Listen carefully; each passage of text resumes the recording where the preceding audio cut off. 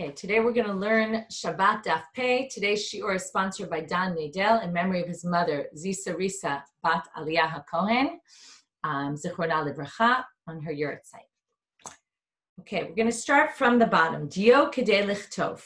Okay, we're continuing on in these incredibly detail-oriented cases about what is the exact measurement for each item that you're obligated if you take it out of your house on Shabbat, right? You take it into one domain to another domain. Again, going back to the general principle, the idea is that either we have items that are used for various types of things, right? Generally, you can use for all sorts of things. The question is going to be, what's the typical use, right? We have the shlicha and less typical use. So we're even going to have today debates about, and it's something we referenced earlier, we'll reference again, if you have something that's atypical, right? And then the question becomes, how atypical? And where do we draw the line? And do we say, well, since some people might use it for this, we're already going to obligate you for that smaller amount? Or do we go by the general, the most common use? Okay, so we'll get back to that soon. Dio, we're going to start with the last three words on Ayin Ten Amud. Dio kedei lichtov, ink in order to write. So Tana, the Braita says, Shtei otiot b'dio, u'shtei otiot b'kulmus, shtei otiot b'kalmarim. Okay, you might find ink in different places. You could have dried out ink. You could have ink in a quill, or you could have ink in an inkwell. Now, what's the difference between them? So I'm going to give you two explanations of this Braita, two very different explanations. I don't know how different, but they're somewhat different. They're not so different maybe in terms of quantity, so different, but they're different in terms of general understanding here, which is, do we mean to say that the amount of ink that one could write two letters, whether you find that same exact amount in an inkwell or in dried powder form or in a quill? Now, what's the difference? The difference is if you have the exact same amount, if it's dried powder, well, then you can actually make a full amount to write two letters out of it. But if it's in an inkwell or in a quill, some of the ink stays in the quill or in the inkwell. So you're not going to actually end up, in the end, you might have a shiur to write two letters, but you're not going to actually be able to write two letters with that amount, because when you go to write, some of it's going to be left in the inkwell and you won't be able to write the full two letters. So one opinion is that it's the exact same amount, you can't necessarily write two letters with it if it's in the quill or in the inkwell. According to the Yerushalmi, this is actually saying, and some of the Mefarshim understand the Bavli based on the Yerushalmi, which is that it means the amount is actually different. This looks like it's all the same. Shtei otiot this, shtei otiot that, shtei otiot that, but really it's enough that you can actually write two letters, which means that you're going to need more in the kolmus and more in the kalmarin. By the way, the word kalmarin, for those who live in Israel and know these words, a kalmar is a pencil case, right? It comes from kalmarin, which is an inkwell. Right? It's interesting. So anyway, you see here, so there's a debate about, are these exactly the same or are they actually different shiurim for each one? By Rava. So now Rava asks the question, we're going to have to read this question according to both interpretations. Can you join? And we're going to have a lot of questions today about joining parts of shiurim. Okay, I'll go back to a very basic case. If you eat chelev, okay, the forbidden fat, and you eat, remember, a half a shiur, half a zayit, half of an olive bulk of chelev. And then you eat another half of an olive bulk of chelev. We're going to join those two chelevs and say, well, listen, you ate a half there and a half here, assuming there wasn't a yidiyah be'emtza. Remember that whole thing about, I found out that I did it, that splits it. But if there wasn't some sort of knowledge in the middle, we're going to say you're obligated a korban, even though each one was only a half, we join them together. So the question here is, if you have, now the question becomes, if it's the Yerushalmi, that they're actually different amounts, then the question is, well, since it's a different amount for each one, normally, we said yesterday, I think it was, or 2 days ago, that we don't join things that have two different shiurim. If their shiurim aren't the same, then we can't join them together. So the question here is going to be, if these have different shiurim, can we join them together? Now, why would you think you could join them together? Because they all come from the same concept. The idea behind them is to write shtei otiot. So it's true they're a little bit different, what you can write two letters with, But it's all the same principle and therefore the same concept. So therefore, we maybe would allow them to join.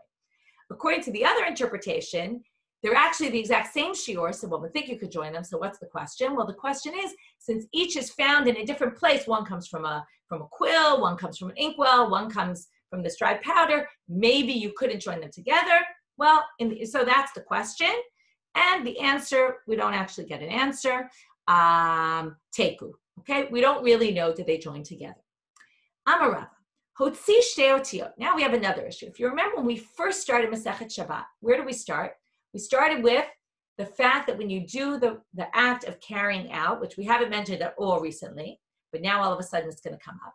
You have to take it out of where the place that it was in, called the akira, uprooting it, and you have to have a hanacha. You have to put it down somewhere.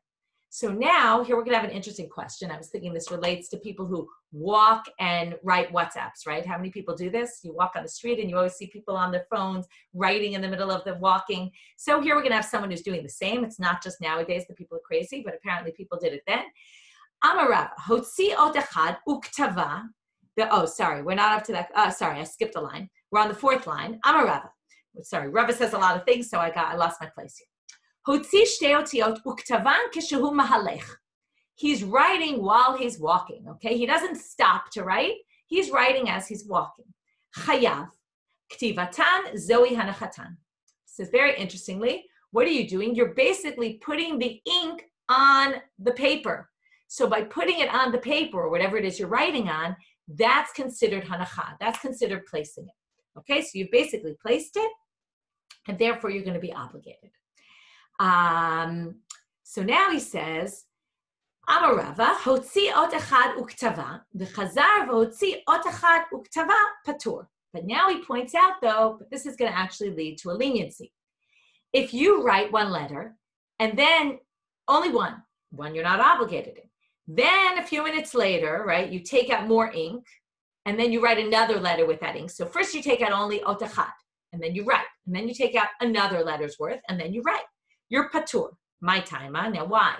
Theoretically, these should have joined into one, to make two letters. You should be obligated. So what do they answer?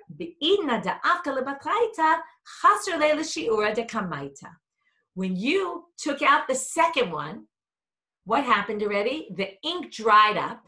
And when the ink dries up, a little bit of it comes off. And you no longer have a full letter of ink there. That's what they're assuming here. Okay? So, right, Rashi says, okay? It's missing a little bit of it now. You don't have the full shiur anymore. So at this point, you only have a little less than one letter. You add to it another full letter. That's not two letters anymore. So in that case, you wouldn't be chayav. You'd only be obligated if you wrote the two letters one right after the other. But if there was a time lapse in between, it wouldn't work. This is, again, we're getting into very, very nitpicky, right? We're now a teeny little bit less than a letter. Already you're not going to be obligated. V'amarav, hotzi chatzi grogeret achat v'inicha. V'chazar v'hotzi chatzi grogeret achat v'inicha. Now we're going to talk about, let's say, food. So the shiur for food is a grogeret, a fig. So let's say you took out half a fig, or half a shiur of a fig, right? Something that was that size. And then you took out another one, v'hinicha. Rishona na'asa kemi shekalta kelev o shenisrefa upatur. Since you didn't do it at the same time, the first one is considered as if it was eaten by a dog, or taken by a dog, or burnt, which means it's considered non-existent, which means that when you take out the second one, you're actually not obligated. So now the Gemara asks a very good question, which is, amai, ha-mancha. But according to what we just said, right, it didn't disintegrate, nothing happened to it, a dog didn't take it away, it's still there. So, and you put it down. So why on earth would we say you're exempt here? So hachi kamar, this is how it should be read. They're basically going to say, wait, you didn't get all the facts. Here are the facts of this case. Because if those were the facts, you're right. You'd actually be obligated, right? It makes perfect sense according to everything we said. You brought out a half, you brought out another half. You didn't know in the middle that you had done anything wrong. Now you find out you did it wrong. You're chayav. You have to bring a korban chatat. Ve'im kidam. So now they say, hachi kamar. This is what it really meant to say. Ve'im kidam behigbia rishona kodem hanachat shniya. What happened here? You take out a chatzi grogeret, you put it down in Rishut HaRabim, in the public thoroughfare. Then you lift it up. It's no longer resting in Reshut HaRabim. Then you take another Chatzi Grogeret and you put it down. So since the first one is no longer resting in the public domain, at the time that you put the second one down, even though it had been resting at an earlier point, you're actually not obligated. Okay, so that's what they say. Va'amar Rava, another statement of Rava. Hotzi Chatzi Grogeret v'hinicha, v'chazar v'hotzi Chatzi Grogeret v'hevira derech aleha chayav. Okay, you take out a half a grogeret, you put it down. Then you take another half a grogeret and you pass it over that half a fig, but without putting it down. You're obligated as you pass it over in the airspace. This goes back to things we learned in the beginning of the Masechet, about things passing through airspace and things like that. So you're obligated. So now the Gemara says, Amai, halonach, but why would you be obligated? You never put it down in Reshut HaRabim. Again, you have to put it down in order to be obligated. So the answer, kigon shehevira toch shlosha. Back to all these issues we've discussed in the past. If something is within 3 tvachim of something else, we view them, it's called levud, as if they're together. So when you pass it over, the other item, right? Imagine the items under here, you pass it over, and now it has to be that you passed it over within 3 tvachim of the other item. We view them as if they're together and as if you put it down there, and therefore we obligate you because in the end, it's as if you put down 2 chatzi grogeret, which add up to 1 whole in the public thoroughfare, and then you're obligated. So now the Gemara asks, wait a minute, but doesn't Rava himself say, toch shlosha leRabbanan, tzarich hanacha al gabei mashu? In order to have this toch shlosha work, it has to be placed down on something. It doesn't have to be placed on the ground, let's say, but it has to be placed on something for it to be considered within 3 of the other item. So the Gemara answers, lo kashya, kan b'zorek, kan b'ma'avir. They say, when we say it needs hanacha, that's if you throw it. If you throw it and it passes over within 3 tvachim, that doesn't make a difference. That doesn't count, okay? But if you place it down, then it does count. Now, why? Well, when you are carrying something in your hand and you move it over, it's as if you remember in the beginning of the Masechet, we talked about something being in your hand is almost right when the Ani passed it to the Balabai and he put it in his hand was like a resting place. So if you're holding it in your hand and it passes over within 3 tvachim of the other item, it's as if it's grounded somewhere because it's grounded in your hand. When it's in midair, we can't view it as being grounded anywhere because it's been thrown and it's in midair and it goes over the airspace. That doesn't count. So therefore, when Rava said it doesn't count, he was talking about when you throw. When it does count, he was talking about when you passed it in your hand. Now they're going to bring, okay, so that's the end of all these statements of Rava about needing hanacha and needing for it to be placed in all different cases. Now we're going to move on to a braita. Tanu Rabbanan. Hotzi chatzi grogeret. V'chazar v'hotzi chatzi grogeret. V'helem echad chayav. B'shtei halamot patur. This is what we saw before. Okay, this is no chiddush. If you take out a half a grogeret and another half a grogeret, as long as you didn't find out in the middle. Remember, a lot of these issues we're talking about for Shabbat are if you did it accidentally, unwittingly, and you then find out that you did it wrong, you have to bring a sin offering. Or patur means you don't have to bring a sin offering. So it depends what happened. If it was all helem echad, one lack of knowledge of it being Shabbat or lack of knowledge of this being forbidden on Shabbat, then they're going to join together. Your 2 half shiurim. But if you did a half a shiur, then you find out, and then you forget again, and then you did a half a shiur, then we're not going to obligate you. But in this braita, there's a different opinion. Rabbi Yossi Omer, now he's going to distinguish. It's not so clear that a half and a half are always going to equal a whole. It depends on the scenario. Behelem echad l'reshut echad chayav. L'shtei reshuyot patur. And for this is actually a picture in the Rashi on the page, if you have it, if you're looking at a regular Gemara.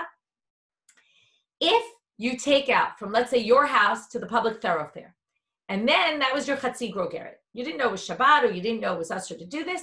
Then you go on later, and you're in someone else's house. And then you walk out from their house carrying a chatzi grogeret into the public thoroughfare outside their house. Now, the public thoroughfare by your house and the public thoroughfare by their house are separated by a different reshut, okay? They're considered 2 reshut harabim separate, okay? So you have, if you look in the picture, it says, let's just go with reshut, it says reshut yachid or karmelit or pisla. This is going to depend on the interpretation of the Gemara. But there's something in between separating those 2. Then you brought one to one Rishut Harabim and one to the other Rishut Harabim, we don't combine those because you're obligated for taking from one domain to a different domain. Now, you didn't bring a whole grogeret to one domain. You brought it to some other domain. So therefore, we don't consider these two Rishut Harabim as one, and therefore you're not obligated, even though it's very interesting because you really did carry from one domain to another domain the amount that you're obligated in. But we don't view these two domains as connected. Now the big debate is going to be what needs to be in between these two domains, separating them for them to be considered two separate Rishut Harabims. Okay, so that's two separate public domains. So how does this work? So now they're going to say, I'm a Rabba. So this was a statement of the Tanaim, of Rabbi Yossi. Rabba is now going to explain. V'hu sheyesh chiyuv chatat b'nehen, aval karmelit lo. It's only if what's in between the two Rishut Harabims is a domain that would obligate you in a korban chatat, in a sin offering, which means basically that it's forbidden by Torah law. Now, the only thing that's forbidden by Torah law from a Rishut Harabim to a Rishut Harabim, right, to a Rishut Harabim would be a Rishut Yachid, right? And as you have to pass from one domain to the other, the main domains that are ushered by the Torah are private domain to public domain. So basically they say the only way we're going to consider these two public domains as separate, meaning you actually won't be obligated to bring a korban chatat if you took a half there and a half there, is if there's a private space between them, a Rishut Yachid proper, by Torah law, okay? But if it was a Carmelit, now Carmelit is something that's in between a Rishut Yachid and a Rishut Harabim. I'm not going to go into all the definitions again, but Carmelit, if you move from you take an object from Rishut Harabim to a Carmelit, that's not obligated by Torah law, okay? Because it's not a Rishut Yachid, and right, therefore it's this in between. So, Abai Amar, that's Rabbah. Abai Amar, afilu Carmelit. No, a Carmelit is really still a separate area, even though it's only by rabbinic law. That's going to separate two public domains to, again, exempt you from bringing the korban chatat if you brought a half to there and a half to there. Aval pislalo, but if there was just a beam separating them, then we're not going to view this beam as separating the two Rishut Harabims. The Rava Amar, here comes the interesting chiddush, afilu pisla. Even a beam in between these two Rishut Harabims separates them to two separate public domains, okay, which seems crazy. But again, what are we discussing here? What is considered separation, right? It's very interesting. This goes to laws, and now we're going to see, it goes to laws, we're going to compare it to laws of Gitin, okay? Laws of giving a get, which you might think, what does that have to do with domains, right? You wouldn't think Gitin has to do with domains. We're going to talk about it in a minute. But basically, we're getting into a whole world of what's considered separation, what's considered distinction between two areas. So Rav is going to say, even having a beam in between will designate these two public thoroughfares as separate. But as the Rava l'tameh, Rava goes l'shitato, meaning it's consistent with what he says elsewhere. Ta'amar Rava, reshut Shabbat ki reshut gitin damya. He says that the rishuyot of Shabbat are like the rishuyot when it comes to gitin.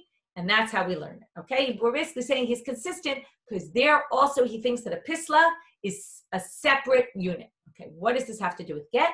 It's a very interesting law, maybe a little troublesome, that a man has to give a get to a wife and the wife has to accept the get.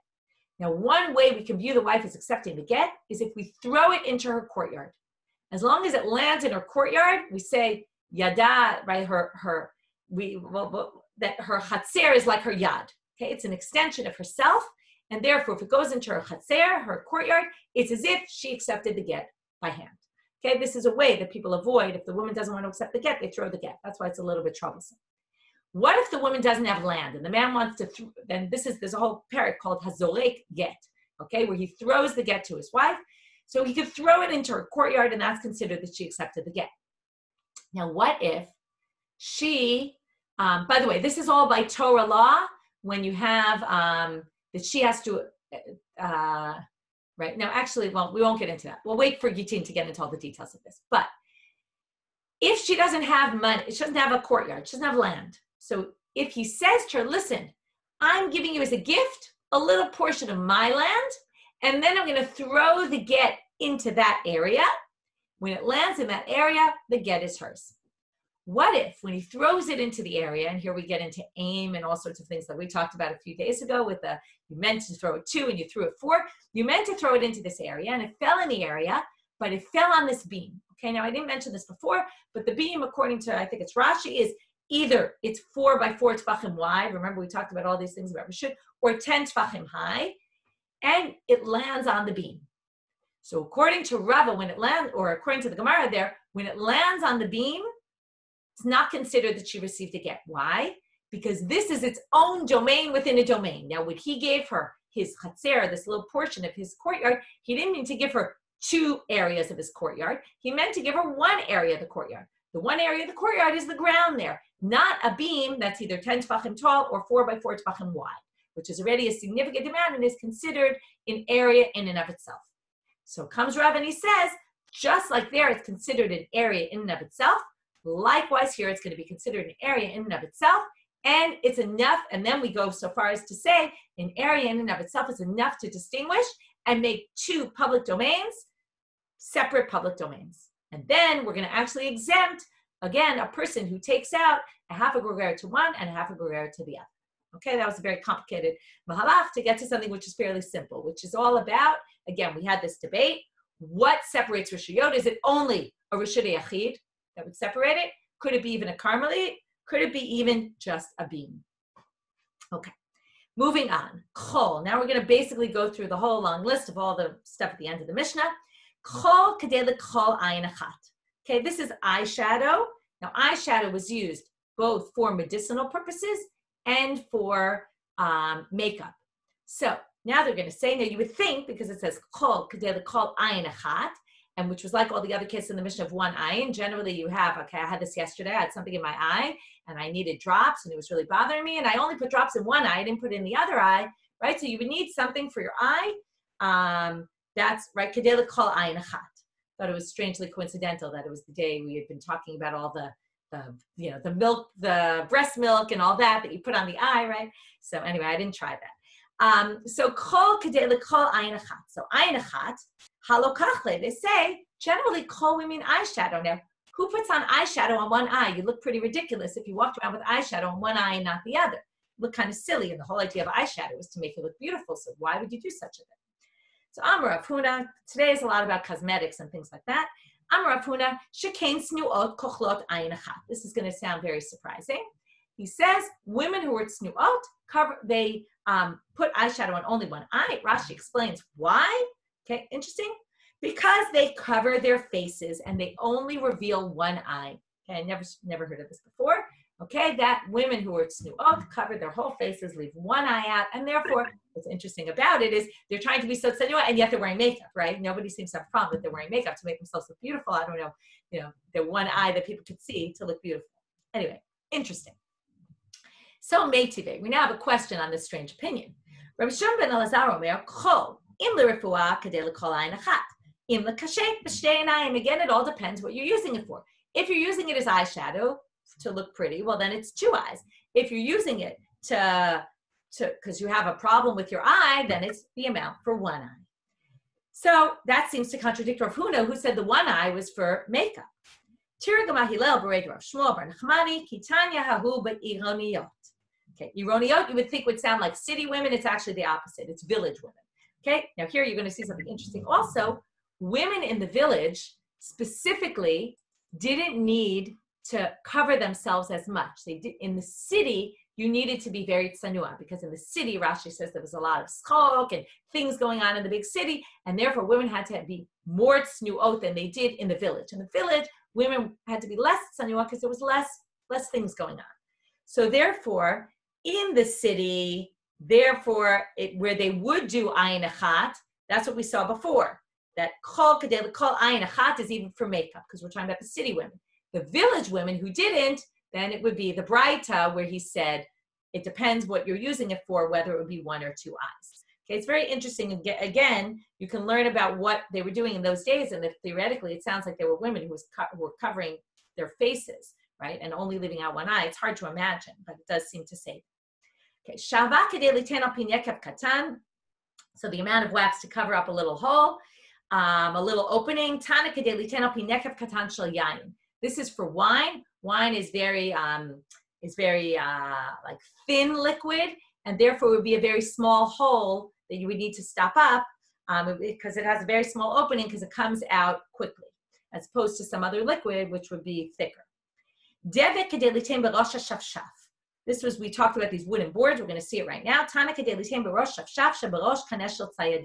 Okay, this is the hunters would have these sticks that they would hold with a big wooden board on it, and on that they would put glue in order to catch birds. Zefet b'gafrit kedei la'asot. Okay, this we had about this crucible.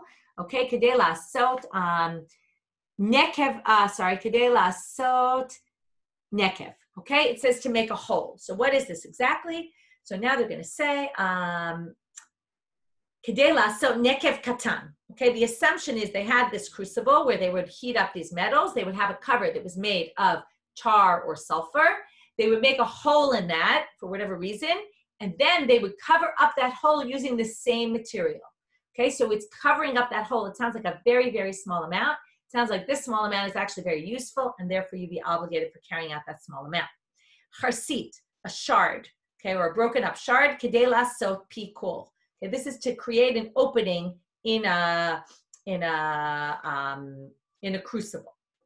Lamemra de shiur. Okay, so now let's just go back to the Mishnah. Without reading the Mishnah, you won't understand this. So Tanakama says kedei la'asot pikor shel tzorfei zahav. Okay, for the gold, the people who are making gold. Rabbi Yehuda Omer kedei la'asot pitput, to make a tripod. Now the amount you would think to make a tripod would be much bigger than to make this opening. Okay, so in the crucible.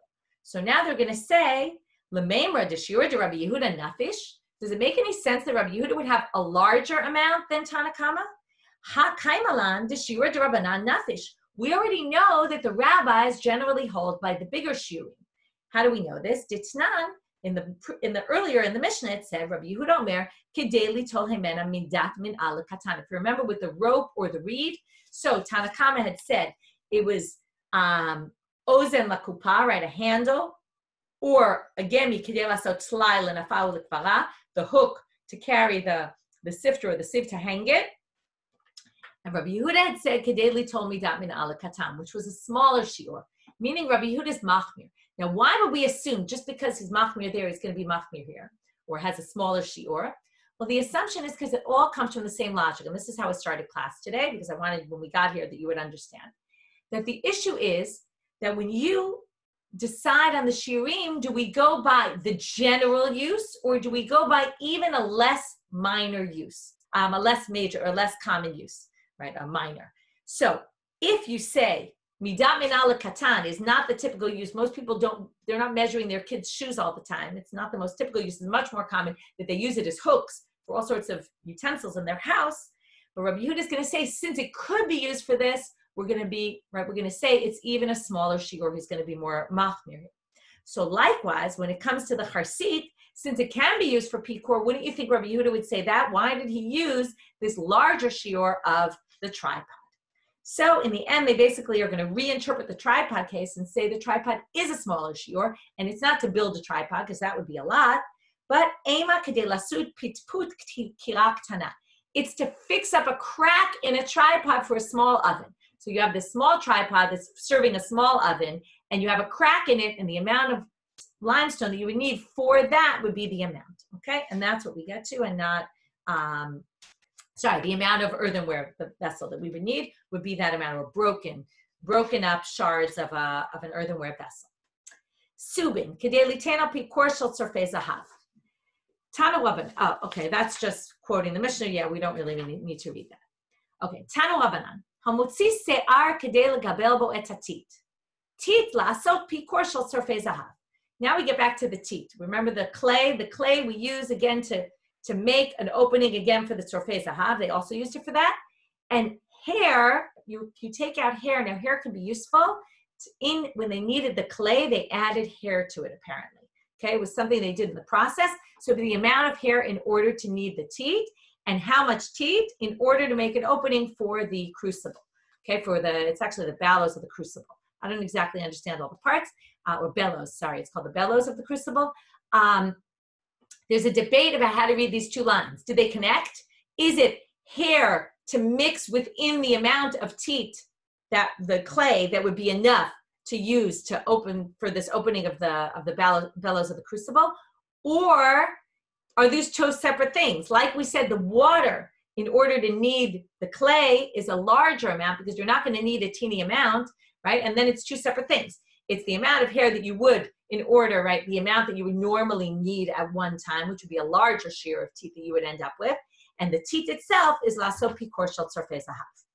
Okay, now we're going to get into all this stuff about women and beautification and things that they use. They use this seed, this limestone or lime, to basically either, okay, we're going to see either as a depilatory cream to take hair removal, or they use it to redden their skin. They wanted this, right? Nowadays, we try to get our skin dark all the time, right? Tanning, even though now people don't think it's so healthy anymore. But they would use seed to redden their faces, right? Instead of blush or something, they would use this, or maybe even parts of their body. So, Tana kedei lasud etzba katana shel babanot. Okay, one opinion is, if you remember in the Mishnah, let's just go back to the Mishnah quickly. The Mishnah Ayin Chen Mubet said there's three opinions about how much, what the amount is. So again, Rabbi Yehuda is going to appear. Seed kedei lasud etzba katana shel babanot, even a small finger. Rabbi Yehuda says kedei lasot kalkal, which we're not exactly sure what that is. It seems like to flatten her hair, something like that. Rabbi Nechemia Omer kedei lasud undafi, which we're going to have to explain what that is. So we have three opinions, but we don't exactly know what most of them are. So kedei lasud etzba katana, that makes sense. It's either to take off the hair or to redden it or something. So now, Amar Rabbi Yehuda Amarav, Benot Yisrael shiyu leperkan v'lo higia l'shanim. There's two opposite opinions about what this means. Either they reached the age, they started having signs of puberty but hadn't actually reached the age, or the reverse. They've reached the age, even though it says v'lo higia l'shanim. What they mean is they reach the age, but they don't look the age, basically. Okay, they're still young. So what do? Benot aniyim toflot otam besid. Benot asherim toflot otam besolet. Benot malachim toflot otam beshemen hamor. We're now going to learn the seed was only used by the poor people. If you were wealthy, you would use either solet, this fine flour, and if you were the daughters of kings, you would use shemen hamor. How do we know this? Shneimar shisha chodashim beshemen hamor. Right? This is what they did in Achashverosh's palace. Right? They put the women for 6 months with the shemen hamor. My shemen hamor. Now they just want to know what is it. Rapuna barchia omer satechet. Okay, some sort of, this is what they call more. Rabbi Yirmiyah bar Abba amar shemen zayit shelo yivia shlish. They take olive oil that was made from olives that hadn't yet reached a third of their ripening stage. They hadn't reached a third, they hadn't ripened. Tanya Rabbi Yehuda omer, and now we're going to have a proof for this last one. Piknon, what is that? Shemen zayit shelo yivia shlish. Lama sachinoto, and why would they put it on their bodies? Shemashir hase'ar u'ma'aden habasar. This is exactly what we said. It removes hair and it softens the skin. Okay, so now we see that the seed was what the poor girls would use it for. Okay, they would use it as a depilatory cream or to redden their skin. Now we're going to have a story about this. Rabbe Havale Barta. This is going to seem like a strange story. He had a daughter, Tafla Ever. Okay, it's interesting. He did this himself. You would think this is quite strange. He basically put this stuff on his daughter, okay, aver, part by part on her body. Shaka ba arba mea zuze. Okay, this is going to sound unpleasant, right? He upped her value to 400 zuz. Normally a girl who's a virgin is valued at 200 zuz, meaning that's the amount she could get for her ketubah, right? That's the general amount for the ketubah that she gets. And she was able to get a very high ketubah because she looked beautiful from what he did to her. Now, there was a nochri, a non-Jew in his neighborhood, who heard what he had done and heard what had happened. And he said, oh, I want to do this to my daughter. So Havile Barta, he had a daughter, Tafla Bechad Zimna. He did it instead of Aver, though, he did it on her whole body all at once. Okay, this is about, we know that Shir and Chamutal talk about this in Daf Michelle Farber this week, but how women go through sometimes very unpleasant procedures to beautify themselves. And here, it was so painful for her, she died from it, okay? So she died from the hair removal process. Amar, what did the Nochri say? Kata Rabbevi Lavarta. Oh, this is like your classic anti-Semitism, right? They blame the Jews for everything. He says, Rabbevi caused my daughter to die. He said, I could do this. I did it to my daughter, and she died. Look what happened. Okay, first of all, this is a good example of you have to be careful when you talk about things you do to make sure you're clear about it, right? We've seen this with rabbis giving piskei halacha, and it's not clear what they said, and other people take it and misunderstand, right? There's always room, and we talk about this all the time in the Gemara, for misunderstandings, and here there was a huge misunderstanding that caused her death. Because he might have bragged about, oh, look what I did to my daughter, and look, I was able to sell her. I mean, we don't like that term, right? But, I was able to marry her off for so much money. Look how great I did. And, in fact, and I'm going to put this aside. This is disturbing. We're going to get to the whole thing when we learn about Kiddushin and all that, how that worked. But basically, look what I did. And in fact, he caused someone's death as a result. Rabbi Yehuda Omer. Now we're moving on. Kedei lasud kilkul. So my kilkul, my andifi. What's Rabbi Yehuda's opinion? What's Rabbi Nechemiah's opinion? Amarav, tzida ubat tzida. Her temples and underneath her temples. So l'meimer de shiur de Rabbi Yehuda nafish. So now they say it sounds like the shiur of Rabbi Yehuda by her temples is more than underneath her temples. And hakaimalan shiur de Rabbanan nafish. But didn't we learn, again, that Rabbi Yehuda always has the smaller shiur, and it sounds here like Rabbi Nechemiah has the smaller shiur. So now they say, well, zuta midrabanan, but nafesh midrabbi Nechemiah. He still has a smaller shiur than the basic opinion, than the rabbi's opinion, because remember, there's three opinions. But Rabbi Nechemiah holds even a smaller. Rabbi Nechemiah is even more machmir than he is. Meitive. Now we're going to have a question on this interpretation. Amar Rav. Amar Rebbe. Must be Amar Rebbe. Nir'im divrei Rabbi Yehuda bechavut v'divrei Rabbi Nechemiah bebitzat hasid. Okay, it seems like we're going to apply. Rabbi Yehuda is right in the chavut case. That means if you have liquidy seed, okay, liquidy lime, v'divrei Rabbi Nechemiah bebitzat hasid. If you have a thick piece, right? There's different textures. It all depends how much water you add. So if it's very thick, then Rabbi Nechemiah is right in those cases. And then it depends on which type of lime you have. You don't put any thick kind of stuff under your temples or on your temples. You would use the same, the thin stuff. So therefore, it doesn't make sense that Rabbi Nechemiah would be talking about that area. It's not andife, it's andifa. Okay, that doesn't sound much different to you. Rashi explains what's andifa. It's a kli cheres that you have that you would put wine in it, and it has a hole at the bottom and a hole on the top. And you want to close up the hole at the bottom with this seed. And that's what you're using it for. And that's why it's the thicker. And that's what he's talking about. Has nothing to do with the depilatory cream. It's just a hole. It's to fill up a hole in an earthenware vessel. That doesn't fly though. What, you're going to put your wine in a vessel that you put seed at the bottom of it to block up your hole? What's going to happen? Over time, the wine's going to wear away at this seed. And you're going to end up losing your wine. It's going to go back straight through the hole. That's not a very smart thing. So Elam Rav Kahana shnatot. What we're talking about is these measuring utensils that they would put on the side of the kli cheres, the earthenware vessel. They would put not indentations, the opposite. Something jutting out that would show measuring. That's how they had measuring cups in those days. They would have something jutting out, and they would make that with the seed. Keditznan, as we see in the Mishnah, shnatot hayu behin. There were these shnatot. This is in the Beit HaMikdash. If those who learned the Daf, we learned this, I guess, in Tamid or Midot.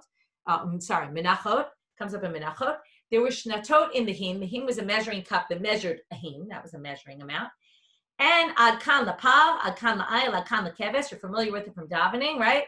Shlishit, right? Chatzi hahin lapar, shlishit hahin la'ayil, v'revi'it hahin lakeves. Okay, that was the amount of the libations that they would need for the wine libations. How much you needed for each animal. Depends on the animal you brought. That was the amount of libations you brought. So they would need this measuring utensil in the Beit HaMikdash, and they would have these things jutting out, theoretically saying that's what Rabbi Nechemiah meant, and they made them out of seed, because then they wouldn't wear away. My antifa, third opinion is aputa. Okay, what's aputa? Again, it doesn't help us much. Rashi says it means the forehead. Okay, not under the temples, but the forehead. The chihada, who bar Galil, there was a guy from the Galil, de ikla lebavel. Again, we're going to have something about misinterpretation, and you shouldn't teach things because people might misinterpret. To Amrele, they said to him, Kum drosh lanu b'maaseh merkava. This is all, by the way, just to say that andifi means forehead. Okay? It has nothing to do with it otherwise, although it does seem similar to the Nochri story. Because what happens? They wanted him to teach them the maaseh merkava. That's the Nevuah of Yechezkel, which is this thing that very few people can really understand properly. Amrele, he says, I'll teach you just like Rabbi Nechemiah taught his friends in order to prevent this from happening. A miracle happened. Nafka ar itamim kotel. A wasp came out of the wall. Umachte ba'andifi, and bit him on his forehead. umit, and he died. Va'amrule min dile dala. He was deserving of this because he shouldn't have been trying to teach the Maaseh Merkava. Again, because teaching certain things will lead people to misinterpretations and they won't understand it properly, and therefore it's a problem. Okay, continuing on, next Mishnah. Adama, how much dirt? Kechotam hamartzufim. They used it to tie up sacks. Okay, these sacks of items, they would use it as a sealant. Divrei Rabbi Akiva. The Chachamim, we're going to say a few machlokot Rabbi Akiva and Chachamim here. Chachamim were always going to say a smaller amount. It's interesting. Before we have Rabbi Yehuda with the smaller amount, here the rabbis compared to Rabbi Akiva have the smaller amount. Kechotam ha'egrot, to seal up a letter. Now we learn how they used to seal letters using dirt. Zevel v'chol hadak, okay, fertilizer and thin sand.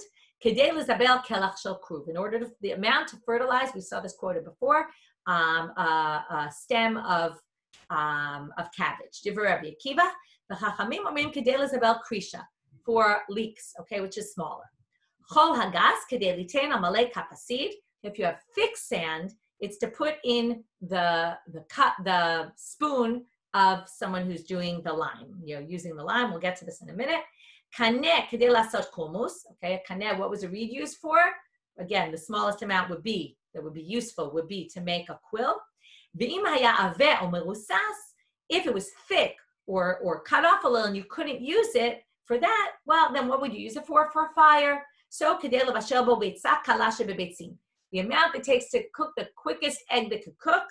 Trufa, beaten already, v'nituna be'ilfas, and already in a hot pot, okay, which obviously is not a lot would not be a lot of reeds. Okay, now the Gemara is going to say, amalei kafasid, okay, would mean, right, to fill a cup of this spoon, tana kedelitain al pi kaf shel sayadin. We're talking about we're not talking about a little spoon, we're talking about the kaf of sayadin, like this tool that they would use, which was a lot bigger. Mantana de chol male the seed. Who says the chol is something they would put into seed? So Amar Rav Chisda, Rabbi Yehuda here. It must be Rabbi Yehuda de Tanya. Here we're going to learn a braita, and now the topic here is not Shabbat. The topic is things that you have to do zecher lechorban. Right? We all know there's things you should do when you're building your house. Leave some open space or something not done. So there's a whole list of things that people would do zecher lechorban. Lo yasud adamek beito b'seed. Don't paint your house with seed or plaster your house. Elim keni rebo teben ochol, to darken it. We don't want you to have this beautiful white-looking house. You have to darken it. Rabbi Yehuda Omer, teben mutar chol asur. Teben is allowed, but chol is forbidden. Mipnei shu trak seed, because it makes it actually really nice. Adding chol is something you do put in seed normally, and therefore you shouldn't do it zecher lechorban. Okay, so what do you see? It's according to Rabbi Yehuda. You shouldn't do it, shows, right, people did do it. Okay, meaning that's why one would put chol into, right, you shouldn't, but anyway, Rav Amar, filu tema Rabbanan, kilkulo zeu tikuno. He says, what do you mean? Even according to the rabbis, you're supposed to put the chol, the sand, into the seed in order to allow you to plaster your house with it, because if you don't put it in, then you won't be able to plaster your house, so in the end, either you put it in to whiten it because it looks nice, or you put it in dafka to darken it. Okay, either which way, you theoretically, one would put sand into seed. Kaneh kedei lasat kulmus. Tana kulmus hamagia lekishrei etzbaotav. So you need to know how long is the kulmus, right? Could be very long. So it's today when you're holding it that it would come up to your knuckles. So now they're obviously going to ask, Rav Ashi, kesher al yon, kesher al tachton. Which part? The upper part of your knuckles, the lower part of your knuckles? It doesn't really help us. So teiku, we don't really know. V'im hayaveh. Tana, trufa b'beitzah unituna trufa b'shemen, mixed up with oil and nituna b'ulfas, right? The more oil you cook, you know it cooks quicker. So even with oil. So Amarle Marbarei Ravina Libere. So now we're going to have a discussion, and we'll end with this discussion between Marbarei Ravina and his son. Mishmi alach bat beitzah kala maihi. Did you ever hear he asked his son, what bird is this beitzah coming from? Amarle be'ata ditziltzala. Okay, the egg of a turtle dove. My time, so now the father says to the son, why? Mishum dezutra, eman desirta. Well, then say a sparrow or some other small bird. And why does that have to be specifically a turtle dove? Ishtik, his son was silent, didn't know what to say. You can see the father was kind of testing the son. Because now the son says to the father, okay, Amarle, midishmi alach baha. Did you hear anything about this? Amarle, hachi amar of sheshek. Yes, in fact, I did hear about this. Beitzat tarnagolet, a chicken egg. Umay karile beitzat kala, sheshiru chachamim, The rabbis assess that this is the egg that cooks the fastest, and that's why it's talking about the Beitzah v'Tarnagolet. It's not because the egg is smaller, it's because it cooks quicker. Now here comes the son with a funny question. Why are all shiurei Shabbat ki grogeret v'hacha ki beitzah? Until now we keep saying everything is based on the size of a fig, not the size of an egg. So Amarle says, Hachi Amar Rav Nachman, ki grogeret mi beitzah kala. We're not using a beitzah here as the amount of the measurement of how big the egg has to be. It has nothing to do with the size. It has to do with how quick it will cook. It's the egg of a chicken, but the shiur of cooking a grogeret's worth size of an egg of a chicken. Now, don't get confused. I think we're talking about the shiur of a beitzah. No. We're talking about how it cooks, how quick it is to cook a chicken egg, but the size of a grogeret of a chicken egg. Okay, we've gotten very complicated here, but that's all it is to say, very simply. And with this, we end the Mishnah. We'll start with the new Mishnah tomorrow, still continuing along with what size matches, what size for each item. You can see this is a very specific, this whole sugya is very, very specific. Each item has its own thing. It's very interesting how fine-tuned detail that, how clear they get into all the details of this. We'll end with this for today.